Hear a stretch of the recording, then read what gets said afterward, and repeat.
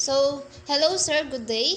I am Daniela A. de la Cruz and I am taking Bachelor of Science in Hospitality Management at Dalubasaan Politeknikong Lungsod ng Baliwag. How about you sir? Hello, good afternoon. Actually, afternoon na dyan, morning pa dito. I am Mark Tabinas. I am the owner and the manager of Greenhouse Cafe sa Dalayap, Pampanga. So, buti naman at naimbitahan mo ako at pumayag ka sa ganitong setup. Kasi unfortunately, hindi ako makaka-attend sa personal sa interview ko. Sige po. So number one question, was there ever been a time where you experienced talking to an irritated customer? How you deal with the situation? Actually, sa ganyan, normal naman po 'yan sa lahat ng business na may medyo, customer na makulit. Pero hindi namin, tini-take 'yan as, negative. Instead of, ah, tinitingnan namin 'yan as positive ways para ma-improve namin how to handle customer service.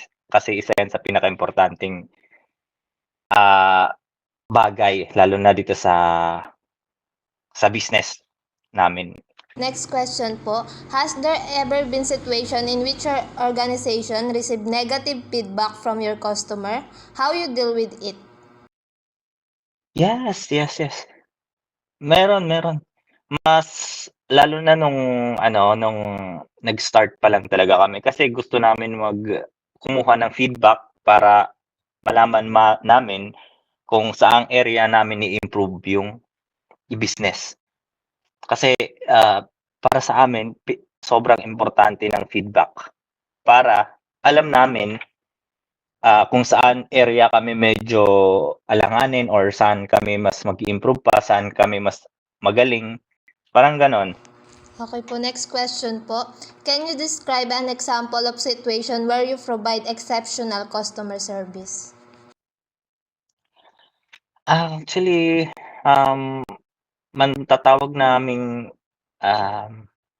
good customer service ang ginawa namin sa isang customer namin na hindi siya, satisfied sa isang bread namin.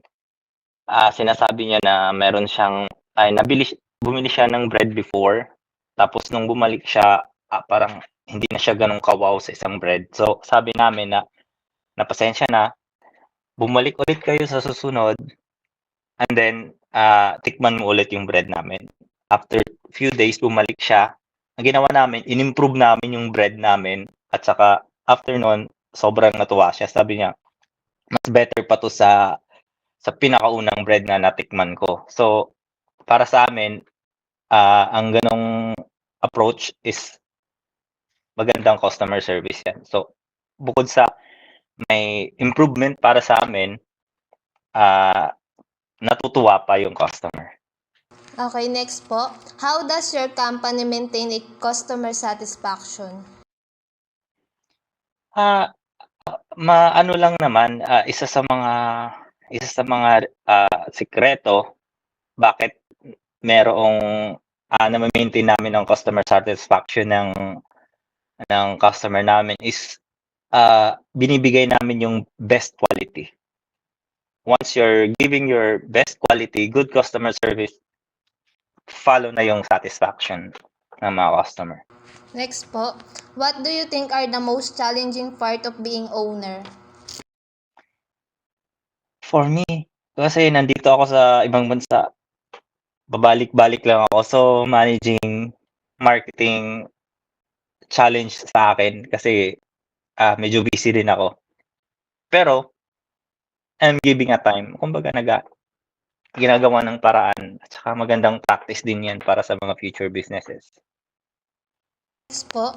What are the problems you've encountered with your staff or fellow employee?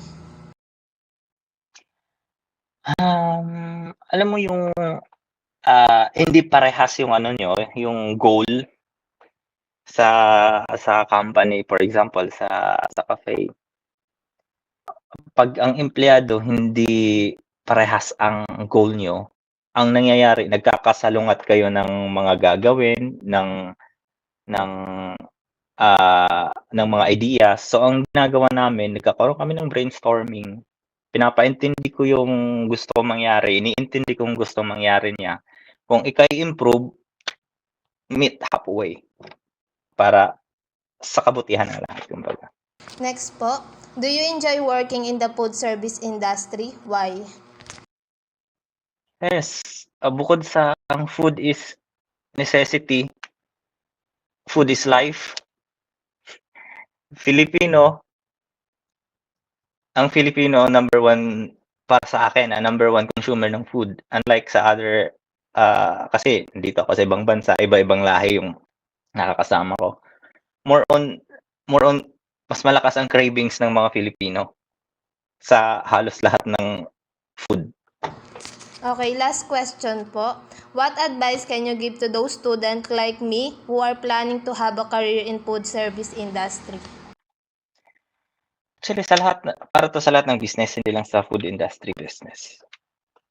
Pinaka-importante bago mag-start ng business is pag-aralan mo muna ang business. For example, restaurant.